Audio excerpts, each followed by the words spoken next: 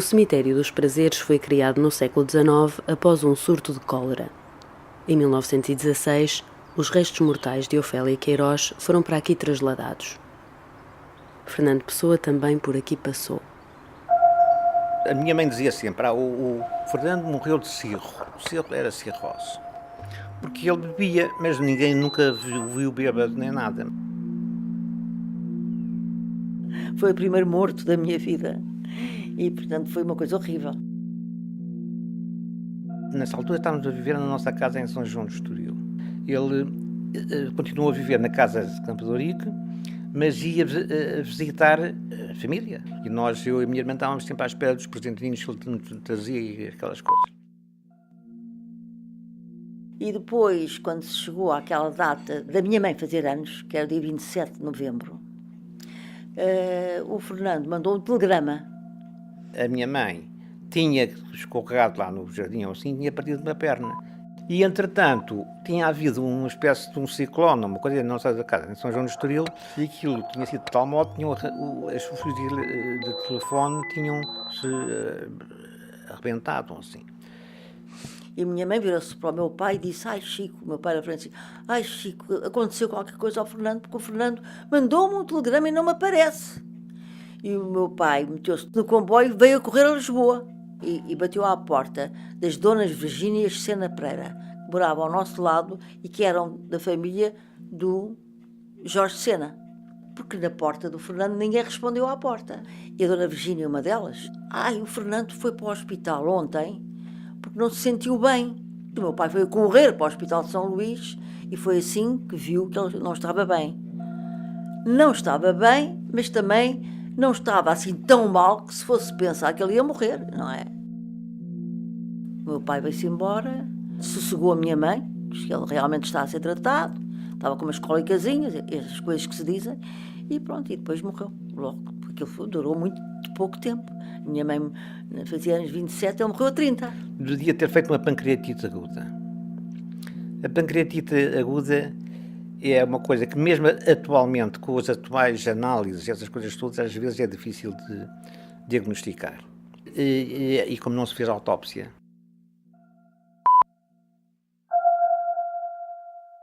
Foi um desgosto enorme para a minha mãe, enorme, e eu, quando percebi que o tio Fernando tinha morrido, eu estava no jardim, à frente da minha casa, que ainda existe, não consegui ir para casa.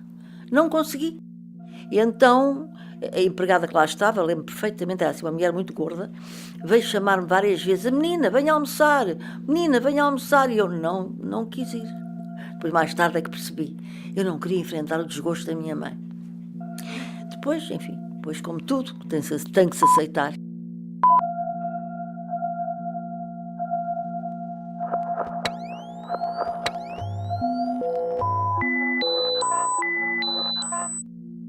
O funeral ainda teve bastante gente.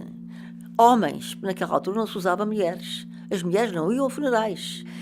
As mulheres iam à igreja de rezar pelo morto. E se vocês virem a fotografia de ele na urna a sair da igreja, só veem homens.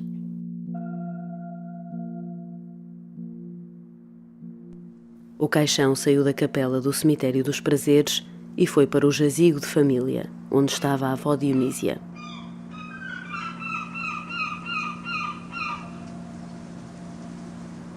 Quando falamos em Pessoa e falamos na morte, o primeiro que eu penso é que ele foi um suicida.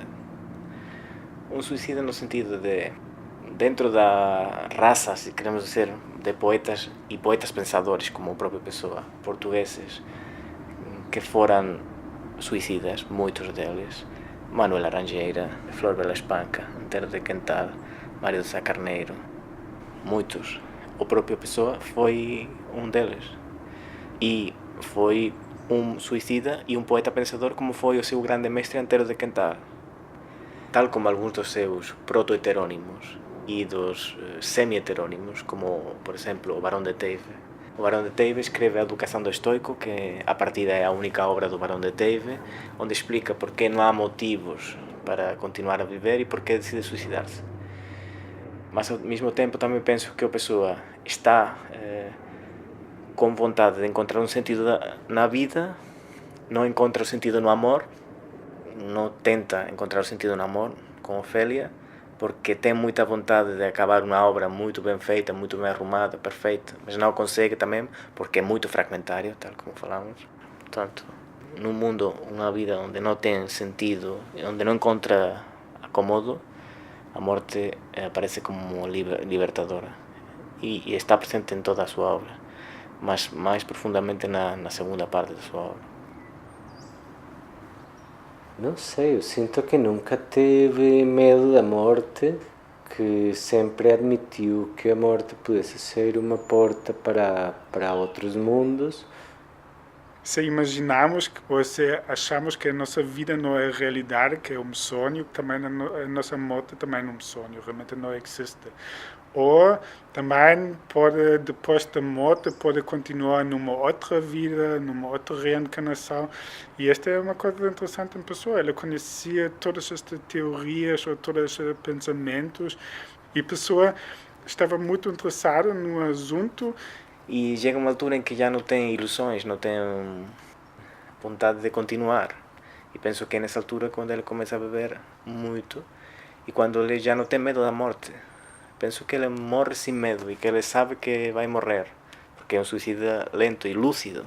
Pedir os óculos antes de morrer é uma grande metáfora da lucidez, não é? De como quer entrar nesse outro mundo.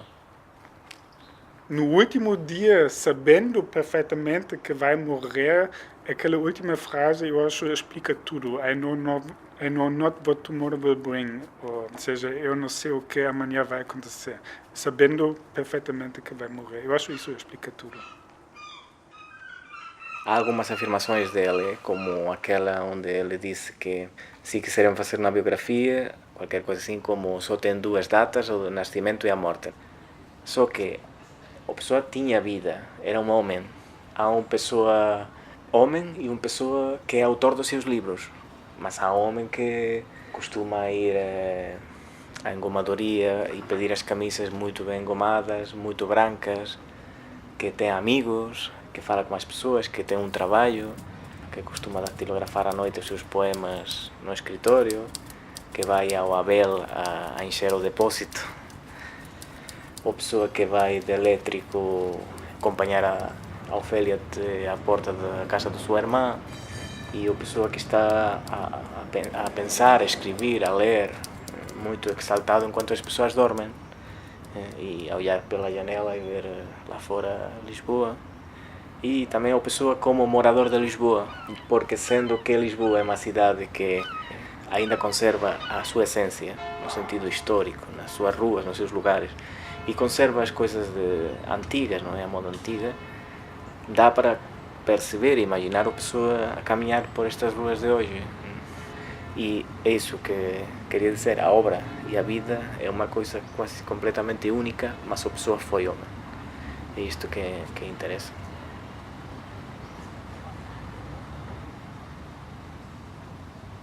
Pessoa ficou no Cemitério dos Prazeres, no jazigo de família, durante 50 anos. Em 1985, a 13 de junho, foi trasladado para o Mosteiro dos Jerónimos. E para já ainda lá está, na ala norte do claustro inferior. Estamos quase a terminar este percurso pessoano. O próximo episódio não tem uma localização associada. Pode ouvi-lo onde quiser.